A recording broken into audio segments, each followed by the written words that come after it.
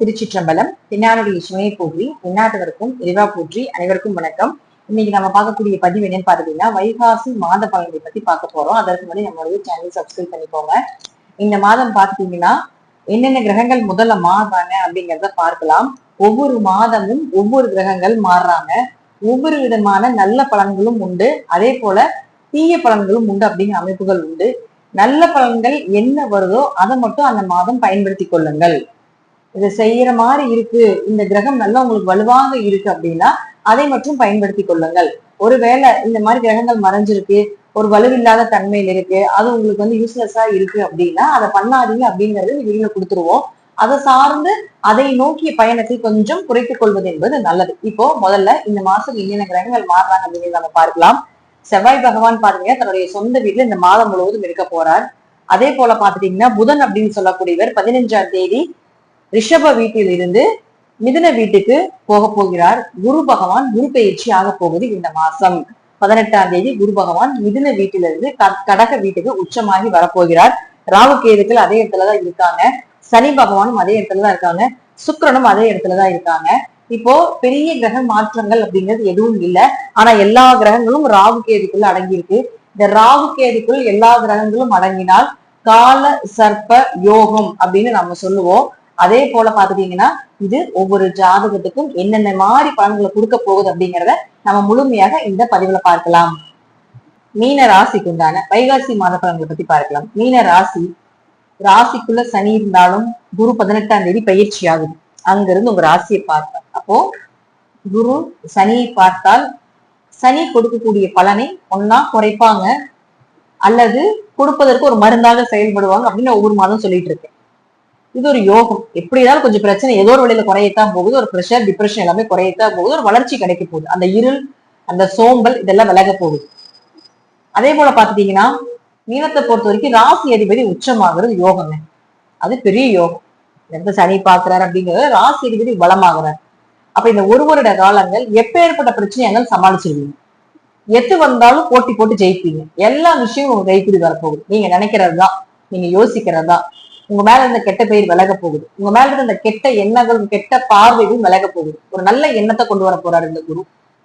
அது 2ஆம் அதிபதி. இந்த மாசம் 2ஆம் அதிபதி 9ஆம் அதிபதியும் செவ்வாய் 2ஆம் வீட்டுல இருக்காரு. வருமானம் வரப்போகுது. பொருளாதார நிலை உயரப்போகுது.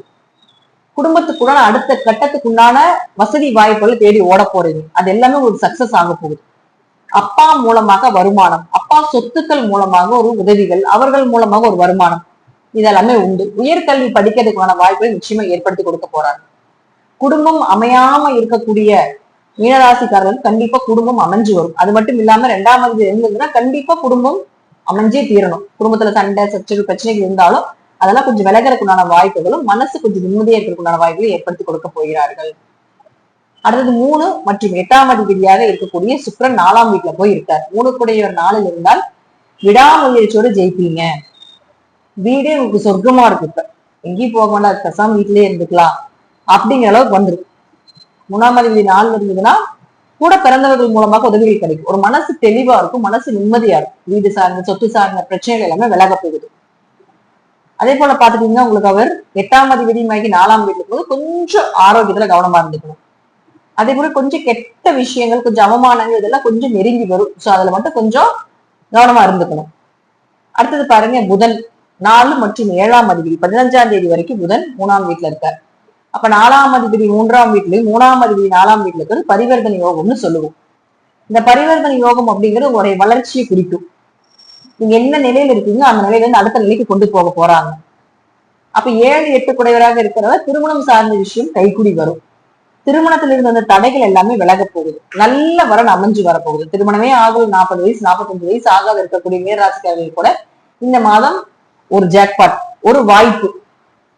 சிறு வயதாக இருக்கக்கூடிய நல்ல வரணும் அமைஞ்சு வரப்போகுது. எதிர்பார்த்த வரன் நீங்க கேட்டது போல அமைஞ்சு வர்றதுக்கான வாய்ப்புகளும் உண்டு. அப்ப 15ஆம் தேதிக்கு மேல பாத்துட்டீங்கன்னா புதன் போய் சுக்கிரனோட சேர்ந்துருவார். அப்ப புதனும் சுக்கிரனும் சேர்ந்தா லட்சுமி நாராயண யோகம். இதுக்கு என்ன பண்ணும் அப்படின்னா ஆரோக்கியத்தை சிறப்பா வச்சு, வீடு மனை சொத்துக்கள் புதுசா வாங்க வைக்கும்.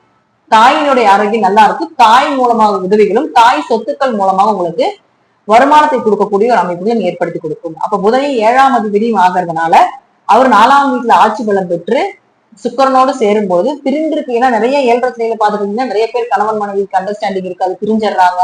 இதற்கு மீனத்துக்கு போயிட்டு இருக்குது. சோ அதெல்லாம் கூட விலகிடும். அப்ப கணவன் மனைவிக்கு இருந்து வந்த கருத்து வேறுபாடுகள் விலகி அந்யூன்யமா வாழக்கூடிய ஒரு அமைப்பு. அதே போல பாத்தீங்கன்னா 7 குடையர் 4க்கு போறாங்கன்னா எதிர்பார்த்த வரன் கண்டிப்பா அமைஞ்சே தீரும். நீங்க நினைச்சதோட பெருசா கூட வர்றதுக்கு அதிக வாய்ப்புகள் உண்டு. அடுத்தது சூரியன். சூரியனை பொறுத்த வரைக்கும் பாத்தீங்கன்னா 6ஆம் அதிபதி போய் 3ல மறைகிறார். அப்ப கெட்டவன் கெட்டால் கிட்டிடும் ராஜயோகம். நல்ல வேலை அமைய போகுது. வேலையில இருந்து வந்த பிரச்சனைகள் எல்லாமே விலக போகுது. வேலையாட்கள் மூலமாக இருந்து வந்த ஒரு மனக்கசப்புகள் எல்லாம் விலகிறதுக்கான வாய்ப்புகள். கடன் அடைக்கிறதுக்கு ஒரு வருமானம் வரப்போகுது. 2ஆம் தேதி 2லே இருக்கலாம், கொஞ்சம் பணம் வர உண்டு. கடன் அடைக்கிறதுக்கு இந்த சூரியன் சப்போர்ட் பண்ணுவாரு. நோய்க்கு ஒரு நல்ல மருந்து கிடைக்க போகுது. உங்க மேல இருந்த கெட்ட பயிர் விலக போகுது. இன்னொரு யாருன்னா உங்க முதுகுல குத்திட்டு இருக்கிற எதிரிகள் எல்லாமே விலக போறாங்க. அல்லது அது யாருன்னு தெரிய போகுது.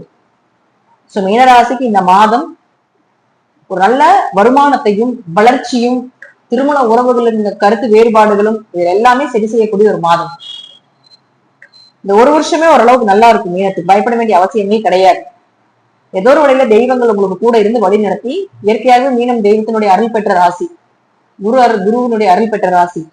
சோ அவர்களுக்கு எல்லாமே ஏதாவது ஒரு குரு மூலமாகவோ, ஏதாவது ஒரு விஷ தெய்வங்கள் மூலமாகவோ, ஏதாவது ஒரு தெய்வத்தின் அனுகிரகத்தின் மூலமாக ஒரு நன்மைகள் உண்டு. கிரகங்களும் நல்லா சப்போர்ட் பண்ணுது. லட்சுமி நாராயண யோகம் எல்லாம் மீனராசிக்கு வரும் பொழுது நல்ல வரன்கள் இதெல்லாம் அமைஞ்சு வரும்.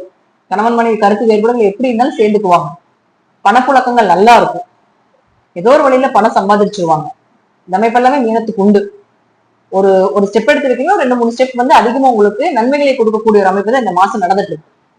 ஜாதகத்துல தசாபுத்தியும் நல்லா இருந்துச்சுன்னா நான் சொல்வதை விட இன்னுமே நல்ல நல்ல பலன்கள் எல்லாமே நடக்கிறதுக்கு அதிக வாய்ப்புகள் உண்டு. நன்றி. இனிமே நல்ல பதிவில் சந்திக்கலாம். திருச்சிற்றம்பலம், தில்லையம்பலம், ஸ்ரீ நரசிம்மர் திருடியிலே சரணம்.